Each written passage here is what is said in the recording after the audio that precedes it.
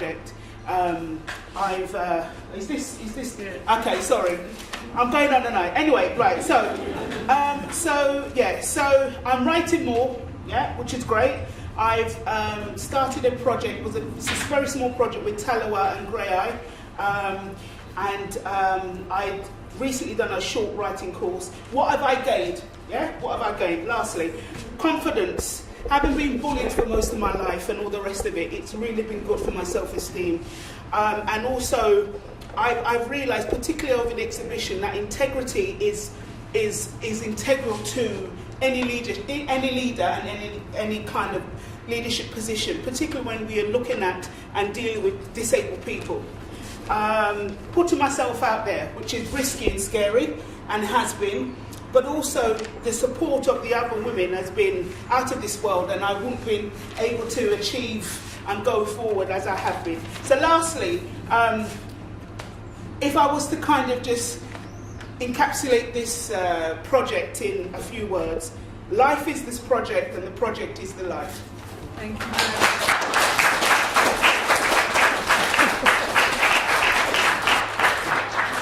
I'm going to invite some of the other people involved in the project, but what I am going to say is that every single person involved in this project, and there are a number of people that were involved that won't be speaking this evening, has a very interesting and enriching story to tell.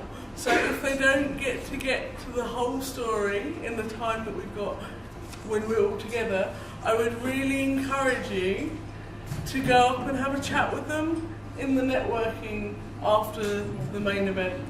Okay, so, and please could you keep it brief, because we need to try and get back on schedule just a little bit. Could I ask Magda, please, to come on. Hi everyone. I'll try to be very brief, but I'll start with something dramatic. So currently it's the 18th day with scarce water and food supplies and sleeping on the floor. I'm talking about Poland. It's taking place right now. A sit-in in the parliament.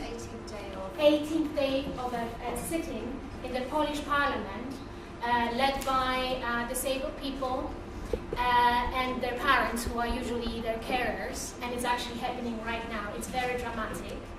And yes, this news made to the Polish media. There is great coverage, but the nothing about us without us is being hijacked by the media. The message is always being distorted or silenced. So this is actually what brings me to my project. A lot of the activism that we are doing is being lost in translation when media arrives. And so my project is about how to try to keep the spirit of nothing about us without us when we translate that message out, to the people out there. My project is about using photography as a means of expression and as a means of telling our story, and I'm working with my mentor, who is Jess Heard, and she has a great experience in telling the story of activists. And another aspect of my involvement in this project is that I actually am still learning how to use the potential of disabled women, because I'm also a co-founder of the first association with disabled women in Poland, back in Poland.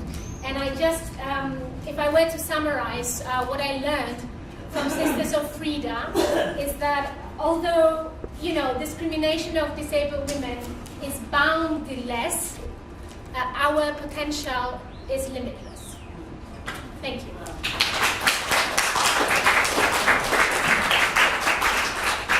Can I invite Nancy to come and tell us what she has gained from the project?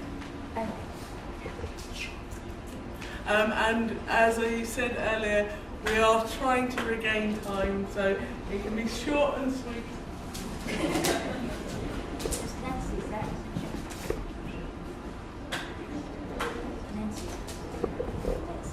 Okay. I have misinformation, so I'm going to ask Michelle. Yeah.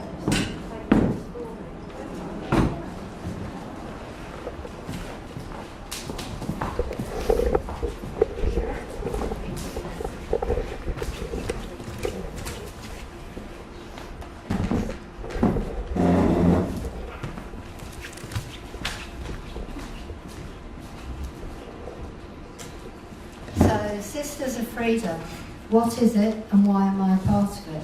As many of you know, for a long time, I set up and ran a disabled people's organisation for over 25 years.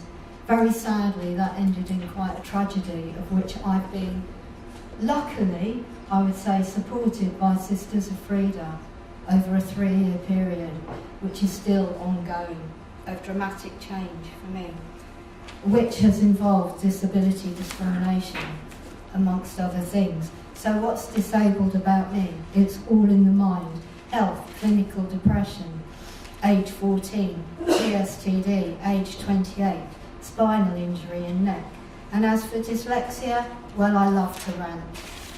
Due to the horrendous life changes I've been going through, Sisters of Freedom have offered me hope, and I have a great deal to thank them for.